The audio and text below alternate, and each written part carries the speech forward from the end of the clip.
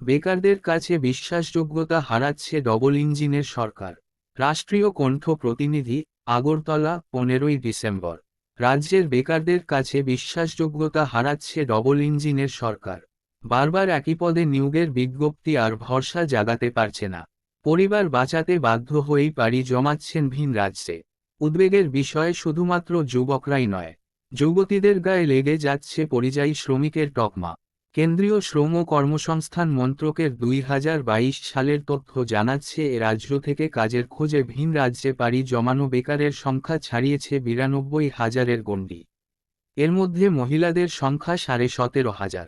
রাজ্য বিজেপি সরকার গঠিত হলে প্রথম বছরেই 50,000 বেকারের সরকারি চাকরি প্রদান করা হবে। কর্মসংস্থানের সুযোগ পৌঁছে দেয়া হবে ঘরে ঘরে। যোগ্যদের মধ্যে কর্মহীন কেউ থাকবে না এই রাজ্যে। 2018 সালের বিধানসভা ভোটের আগে প্রতিশ্রুতির ঝাঁপিতে ছিল আরও অনেক কিছু।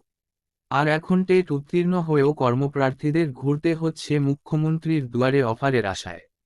দুর্ভাগ্যের বিষয়, অফারের বদলে মিলছে পুলিশের ঘাড় ধাক্কা আর লাঠি। এসজিপিটি উত্তীর্ণ কর্মপ্রার্থীদের দিন কাটছে চরম অনিশ্চয়তায়। অন্যদিকে এক নিয়োগ প্রক্রিয়াকে একাধিকবার ক্যাবিনেট বৈঠকে সম্মতি প্রদান করার নজির স্থাপন করেছে রাজ্য সরকার। পেশাগত যোগ্যতা নিয়ে রাজ্যের বহু ছেলে মেয়ে গর্বের সাথে কাজ করছেন দেশের বিভিন্ন প্রান্তে। কিন্তু কর্মসংস্থানের আর কোনো সুযোগ না পেয়ে দলে দলে বেকারদের রাজ্য ছাড়ার ঘটনা বিরল। একদিকে সরকারি চাকরির দরজা প্রায় বন্ধ, জেআরবিটি-তেও ভাগ বসাচ্ছে বহিরাজ্যের কর্মপ্রার্থীরা। বিভিন্ন দপ্তরে অল্পসংখ্যক যে নিয়োগ হচ্ছে তার প্রায় 99%ই আউটসোর্সিং-র মাধ্যমে চুক্তিতে কাজ করতে হচ্ছে। চাকরির স্থায়িত্বের নেই কোন নিশ্চয়তা। অন্যদিকে মুখ থুবড়ে পড়েছে শিল্প। ঝাঁপ বন্ধ হচ্ছে কলকারখানার। বিকল্প কর্মসংস্থানের সুযোগ টিকে রয়েছে দোকান, বেসরকারি কোন সংস্থায় স্বল্প বেতনে কর্মচারী খাটার মধ্যে। এমবিএ ডিগ্রি নিয়ে যারা এ রাজ্যেই কাজ নিতে ইচ্ছুক তাদের জন্য খোলা থাকছে বিভিন্ন বেসরকারি আর্থিক প্রতিষ্ঠান, ব্যাংক কিংবা গাড়ির শোরুমের কমিশনভিত্তিক চাকরি। স্বপ্নভঙ্গের যন্ত্রণা নিয়েই রাজ্য ছাড়ছেন যুবরা।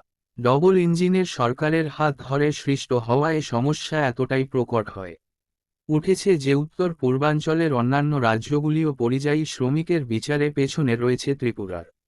কেন্দ্রীয় শ্রম মন্ত্রকের তথ্য বলছে সিকিমের 46,554 জন ছেলেমেয়ে পরিযায়ী শ্রমিক হিসেবে কাজ করছেন বিভিন্ন রাজ্যে।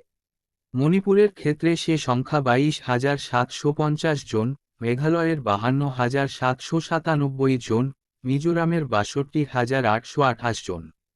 ত্রিপুরার সে সংখ্যা 92,097 জন। এর মধ্যে পুরুষ 74,594 এবং মহিলা 17,053 জন।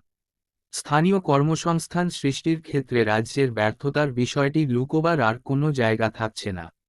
পূর্বতন বামফ্রন্ট সরকার 7.5 লক্ষ বেকার তৈরি করে গেছে। ধারাবাহিক এ প্রচারও ভোতা হয়ে গেছে অনেক আগেই, তাও আবার ডবল ইঞ্জিনেরই সৌজন্যে। কর্ম 7 এর পাতায় দেখুন।